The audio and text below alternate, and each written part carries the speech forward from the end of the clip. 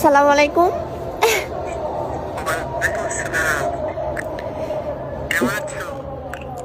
ভালো আছি, তুমি কেমন আছো জান? আমি আলহামদুলিল্লাহ ভালো আছি। কি করো? এই তো পড়তে বসছিলাম। ভাই, হুম। খাওয়া দাওয়া করছো? না, খাওয়া দাওয়া করি নাই। তো আন্টি কোথায়? আন্টি কেমন আছে? হ্যাঁ, আন্টি তো আমার পাশেই আছে। হ্যাঁ, আন্টির কাছে দাও, কথা বলি।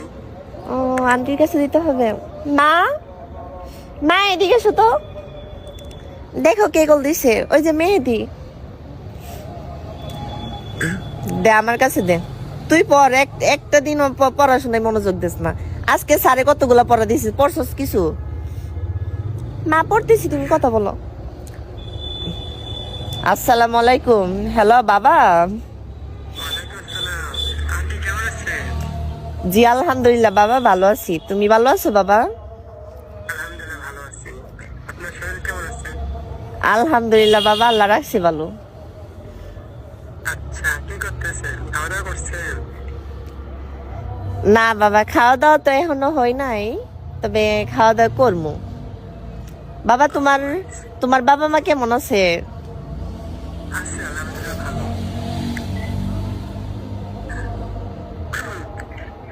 উনি তো পড়াশোনা ঠিকভাবে করে না, একটু বকাটাকে দিয়ে দিয়েন।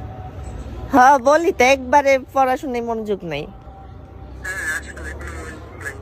এভাবে করলে পরীক্ষাটা ফেল করবেন। আমি তো এই দিয়ে ভাবতেছি পরীক্ষা ফেল করব।